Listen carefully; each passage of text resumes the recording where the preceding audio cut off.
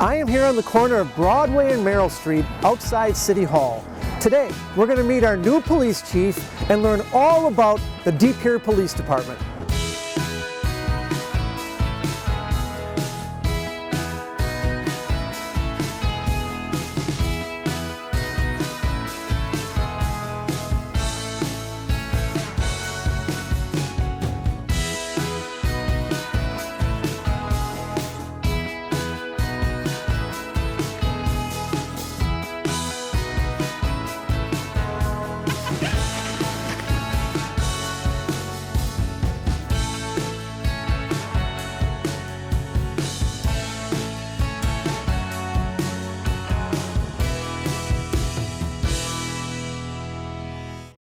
Welcome to the Mayor's Corner. I'm Mayor James Boyd.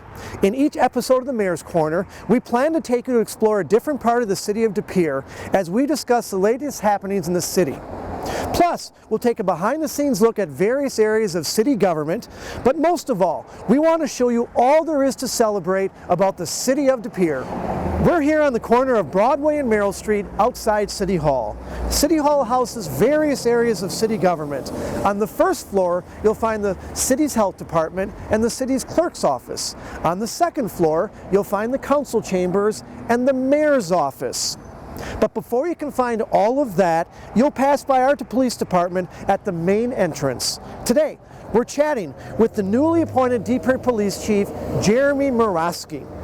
He took over the role of the former police chief, Derek Biderweiden, back in December when the former chief retired after nearly 2 decades of service in the city of De Pere. Let's get out of the cold, go inside, and chat with the new police chief.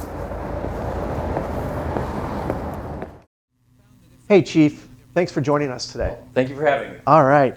Chief, could you give us and the residents of De Pere a quick overview of maybe your background, how you got into law enforcement, just some general information? Absolutely. So first, I'm a local guy. I grew up in the Village of Alloway, just north of the city of De Pere here, right over by Green Isle Park. Attended St. Matt's, and then ultimately went to high school right here in De Pere at Adler Pennings before they closed. I always joke that it wasn't my fault, but they did close it about halfway through my time there.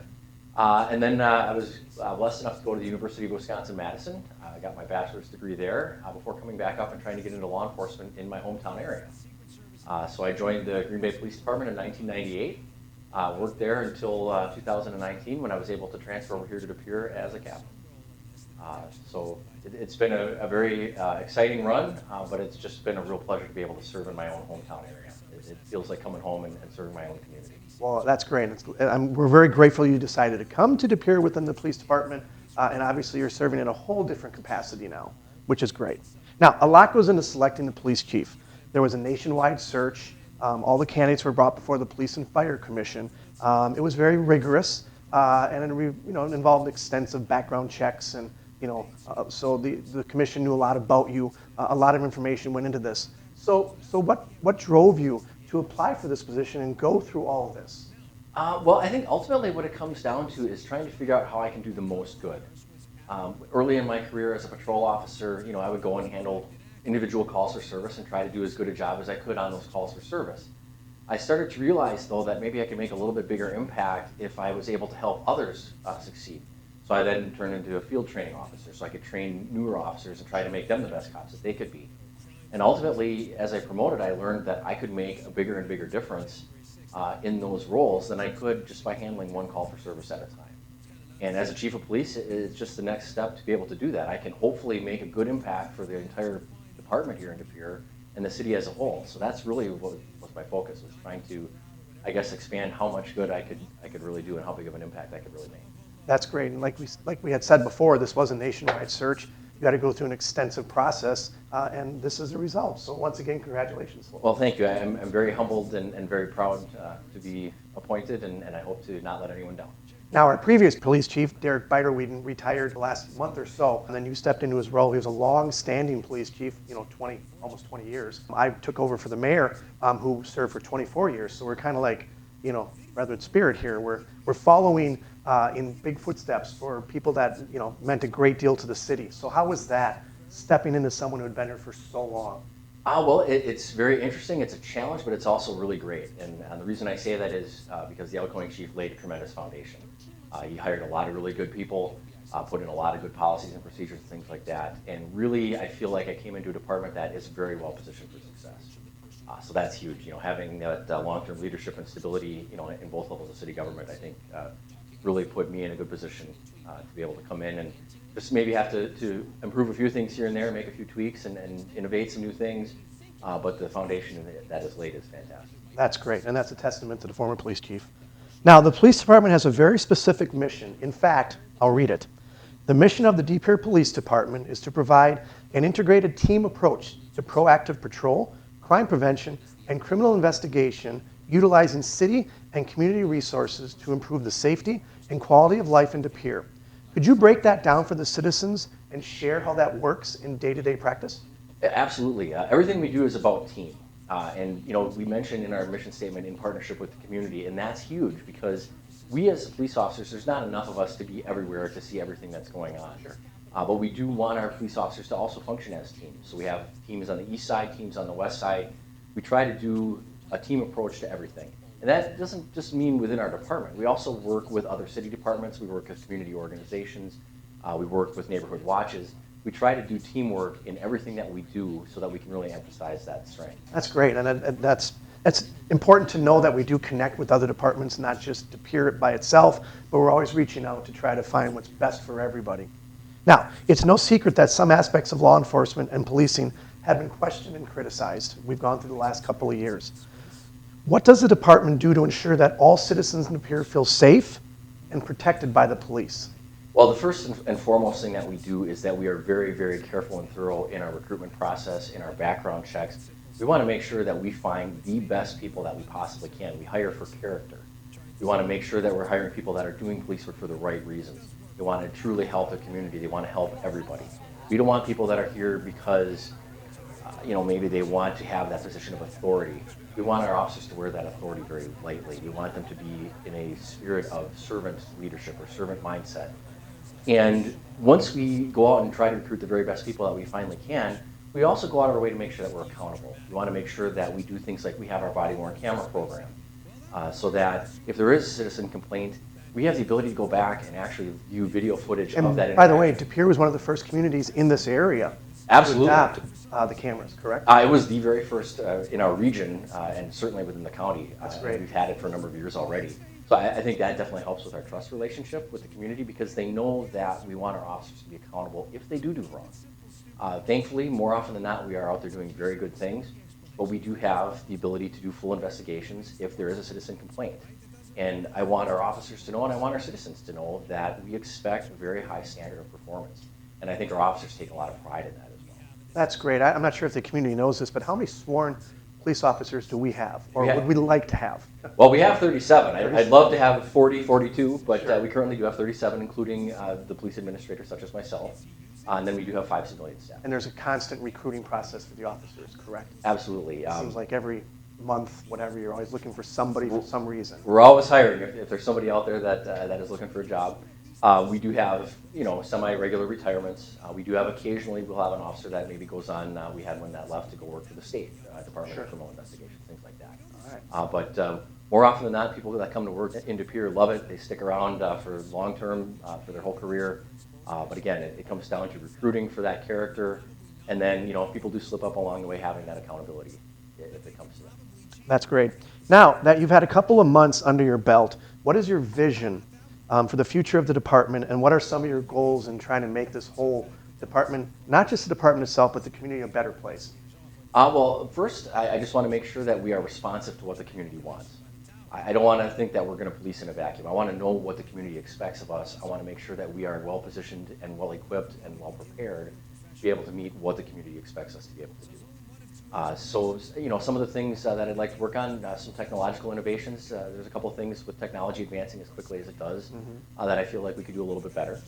But basically, I want to make sure that we understand what the community wants, and the way we do that is we have to have those constant interactions. We have to talk with them, listen to what they are saying, actively listen, and just make sure that we're on the same page as far as what they want and what we're delivering, just to make sure that we're doing what the community really needs. So I'll assume you'll probably have some community listen sessions or any way that they can connect with you, that's what you're encouraging, correct? Absolutely. You know, we do things like coffee with a cop. We just had one in February or January rather. Sure. It was pretty cold out. Not a lot of people came out for that, but certainly as things warm up and we're able to get out and have more of those conversations, the police and community kids in the parks, anytime we can, we want to make those communication possibilities available. And you want to make sure the residents know that the police, they're accessible. You know, don't be afraid to approach them in the right way because they want to hear from you. So if you see them out and about, that's what it's all about, correct? Absolutely, and one of the things that's great about De Pere is how approachable and the citizens are. It's very routine, you know, if I'm stopping at a gas station,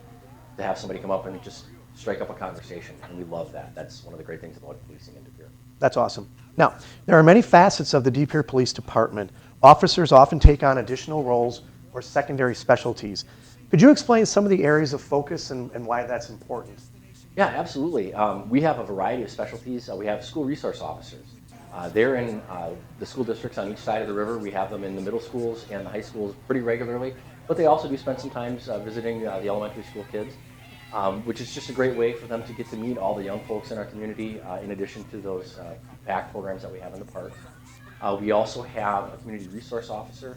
His function is to basically be kind of that neighborhood watch coordinator to help with crime prevention out in the community. If people have ongoing non-emergency type concerns, but still things that are bothering them from a quality of life perspective, they can certainly reach out to our community resource officer. We just last year added a social worker. Our social worker is kind of like, I guess I would say, an aftercare or a continuum of care type person. In law enforcement, sometimes we are responding to emergencies and we're able to go and solve those problems in the short term and kind of stabilize that situation in the here and now. But the thing that we were kind of lacking is the ability to reconnect with those people after the fact, see how they're doing, check in with them, check their welfare, see if they're on a road to recovery, if they have, you know, some challenges in their life.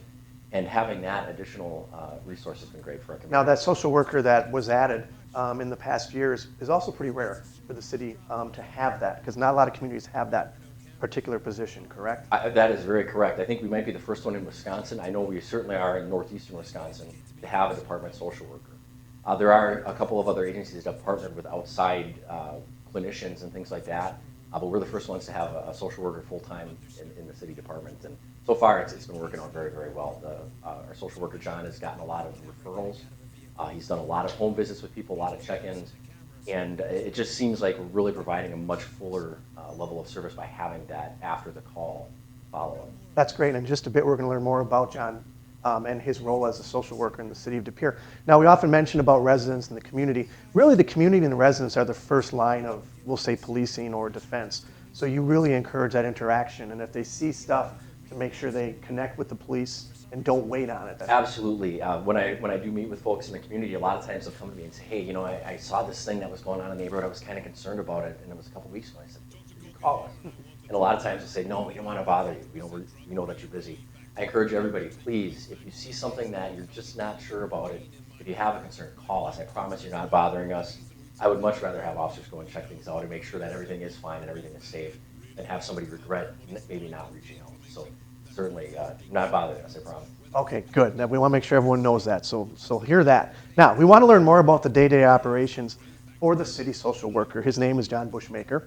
He's been doing his job for the better part of the year. We just want to see what it's like to be the social worker serving for the city of De Pere. So let's take a behind-the-scenes look with our city social worker, John Bushmaker.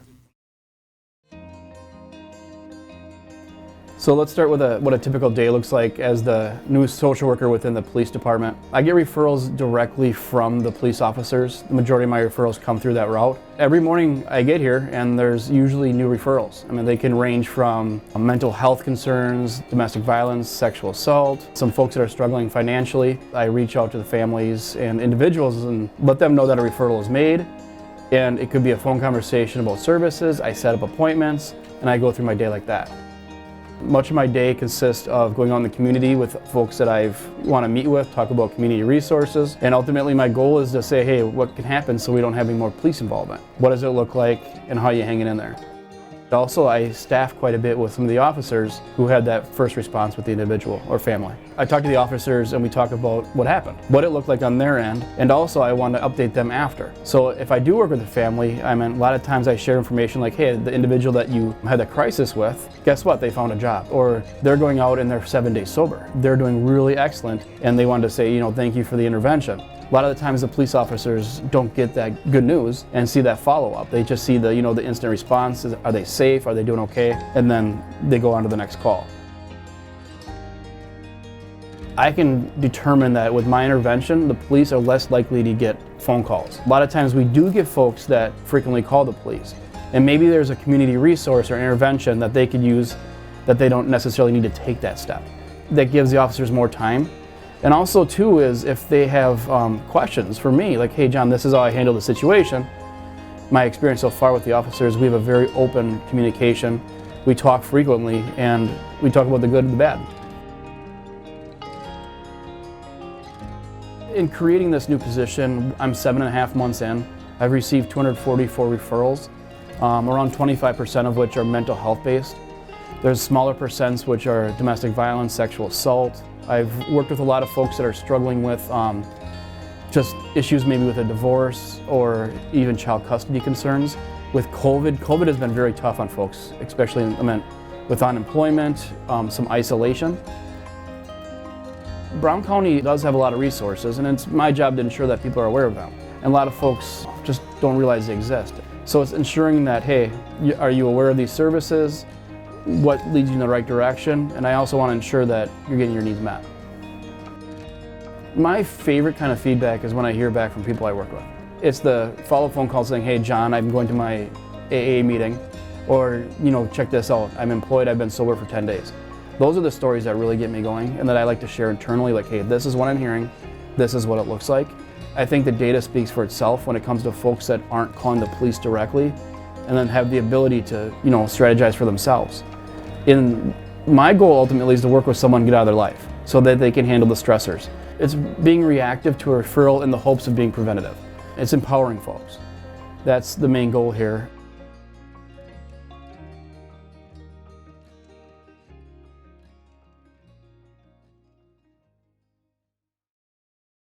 Oh, that was an awesome look at the social worker. We learned a lot. I'm very grateful for the Common Council for giving us that position. I think the residents, I think the police department, we all benefit from it. So that was a really, really great look. Chief Muraski, thank you very, very much for being with us today on the Mayor's Corner. We learned a lot about the police department. We're very excited to see what happens in your new role as police chief, as I know you probably are as well too. And I think this gives the residents a good behind-the-scenes look at what goes on with the police department and gets to meet you as well. So thank you very much. Well, thank you for having me. And again, anything that we can do to serve, our doors are open. Please don't hesitate to give us a call. All right, very good. Thank you. And now to a few city updates. Local leaders gathered at St. Norbert College for the annual State of De Pere luncheon back on February 23rd. The annual address featured speakers from St. Norbert, definitely De Pere, the De Pere Area Chamber, and of course, the City of De Pere. Thanks to all the sponsors and speakers that make the State of De Pere possible.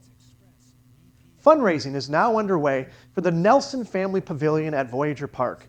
The $1.2 million facility will feature an indoor multi-use space, several restrooms, a covered outdoor area that leads to a spacious patio looking out into the park. The project is currently 70% funded thanks to some large donors.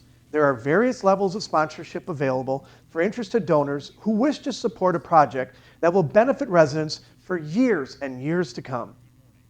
Finally, the city is looking to fill a variety of roles from police officers to various seasonal roles like spring maintenance, crossing guards, lifeguards, and dance instructors. To see a full list of our openings, head to deperewi.gov/jobs. That's it for this episode of the Mayor's Corner. We'll see you soon for another behind-the-scenes look at the City of De Pere and all that it has to offer. I'm Mayor James Boyd.